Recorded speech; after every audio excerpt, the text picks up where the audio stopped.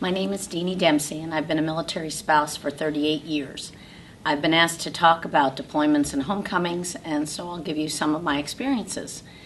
Our first experience with a large deployment, Marty had been in the Army for 15 years at that point, was Desert Storm. And before that, we had just done normal 30-day gunneries or reforgers. But the first real test was Desert Storm. We got the word only about a month before he was to leave that he was going to leave. We were already forward deployed. We were stationed in Germany, and we had 3 kids at the time. And this deployment was different in that we really didn't know when they left how long they were going for, what it was going to be like. You know, there was all the talk about the chemical weapons with Saddam, and it was frightening, obviously, for all of us. But he left along with a lot of tears from 3 kids and a spouse that, like I said, the unknown was very, very prevalent at that time. And there was no real family support groups and things like we have since gotten to know. I think we learned a lot of lessons during Desert Storm that helped us in the past 10 years. So he came home from that deployment, thank God, after about 6 months, and much joy and hugging and celebration in the Dempsey household. Then fast forward to 2003. Marty and I had been stationed in Saudi Arabia starting in 2001. We flew the week after 9/11, which again was a little bit unnerving, but we were there, and Marty was doing his job when the war broke out. He went straight from Saudi Arabia to Iraq to command the 1st Armored Division. And I was in Northern Virginia living in a hotel where I'd been for 4 months because I'd been evacuated from Saudi Arabia. So I flew from there to Germany. That goodbye, needless to say, when I left him was pretty sad. I was going to Germany by myself this time, no kids with me. Got over there, and we had all thought, it might be 6 months. But that was the famous boots on the ground 1-year deployment. So they found out in about September, October, that they were going to be there a year, and they had left in May. So Marty actually started R&R. There had been none up until that point, but a lot of the commanders didn't get to take it because we were too far along in the deployment already in order to get them all through. So, and then yes, as luck would have it, they were also extended. So it was kind of funny. I was talking to a bunch of the ladies, and they were saying, they were hearing on CNN that the division was going to be extended, and I kept saying, no, I'm talking to Marty, I know he'd tell me, and sure enough, that night, Marty called, and I said, don't tell me what I think you're going to tell me, and he did. He told me they were going to be extended, to which, of course, I cried, and got my act together, and the next day we decided to do a VTC. The division was across about a 3-hour ride in Germany. Got all the spouses together, and I spoke, our Chief of Staff spoke first, and I had asked Marty if I could say a few words after because I knew this was going to be a tough one to swallow. And so the Chief of Staff started in his normal kind of just matter-of-fact, And so then he said that I wanted to say a few words, and I did. And as I started, I felt that lump in my throat and started to fill up because I'm watching all these wives who, at that time, all the spouses were wives. Heads going down, tissues coming out, hugging one another. And I just thought, oh my gosh, how are we going to get through this? And so I just talked to them for a bit about how amazing they had all been up until this point, and it had been a successful deployment, and if we could just kind of hang tough for a little bit longer, kind of my best cheerleading routine, I think. And at that point, we kind of agreed we'd do it, and the lights went out, and I thought nobody was there. It was dark, and our Rear D commander, who was sitting next to me, looked at me and said, "Are you okay?" And with that, I just started to really cry. And I heard, Deanie, and I looked around because I had thought they had all gone away. They had not. They were watching me. And one of the voices said, "Deanie, this is Bomb Holder. We're with you and we love you." And I knew at that point we would get through that extension, and we did. And that homecoming was just amazing, as you can imagine. I hadn't seen Marty at that point for 14 straight months.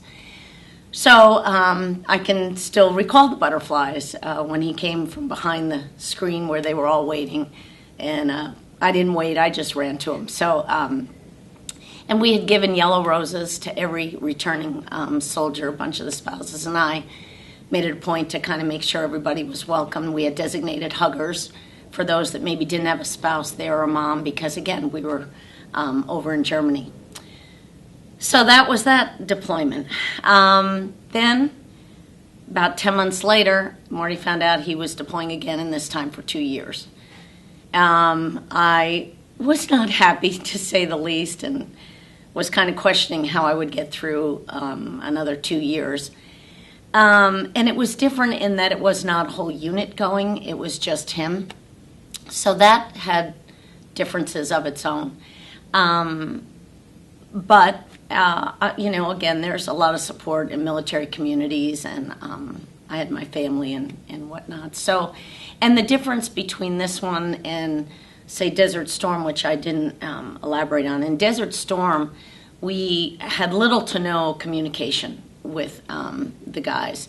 I think I spoke to Marty twice in 6 months. It was the old-fashioned letter writing. The kids and I all kept journals, as did Marty.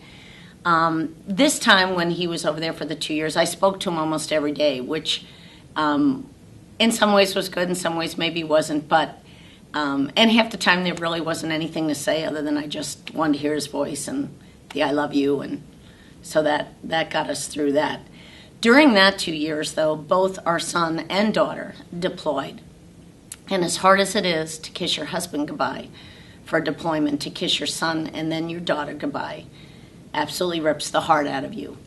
And yet, on the other hand, you're just so proud of them for what they're willing to do. And I knew they were trained by the best, and I knew they were ready, but there's still that mother's worry. So our son left. I was not there at his welcome home ceremony because he had gotten married before he left, and I, being a spouse of someone deployed, I knew his wife needed to be the first one there to hug him, and so I went out about 2 weeks later just to be able to hug him.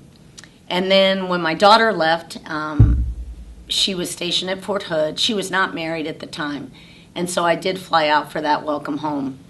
And again, I can still feel the excitement in that gym at Fort Hood, with all those families waiting, and they would announce, the plane has landed, they're on the bus, they've just entered the gate, and the anticipation and all was just building. And so I was thrilled to be able to be there and welcome her back and again, just hug her.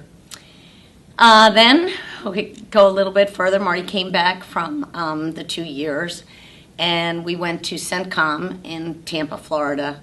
And he was the deputy commanding general and then was made the acting commanding general. During this time, Caitlin, our youngest daughter, deployed to Afghanistan for 15 months, which is way too long, again, for a mom. But Marty was the CENTCOM commander and, of course, was traveling over there. And so I felt good that at least he was getting to see her periodically, and he even got to promote her to major while he was there. When she came home from that deployment, I was not there. Her fiance was there at that time. So I waited and again saw her a couple of weeks later to be able to give her a hug. Then 2 years ago, my son deployed again, this time to Afghanistan. And at this point, he had 3 little girls. And so I got to see this deployment not only as a mom, but as a grandma. And I wasn't there when they said goodbye. But I was there when he came home for R&R, just by sheer luck. And as I watched those girls as he came around the corner and ran to them, and again, it just melts your heart to see what all these families go through with these multiple deployments. He is home, safe and sound. He did one more deployment to Kuwait this past summer.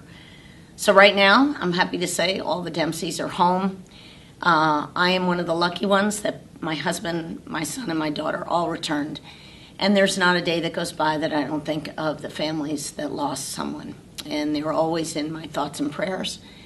And I'm just so proud of all military spouses who have gone through multiple deployments just like that. This story is not different really from so many who are much younger, don't have that experience, or, Marty and I have now been married so long that there's something to fall back on, where I think for some of these younger spouses it's just so hard, and I just want them to know how proud I am of them, and I'm proud to be called a military spouse. I'm one of them. So thanks so much.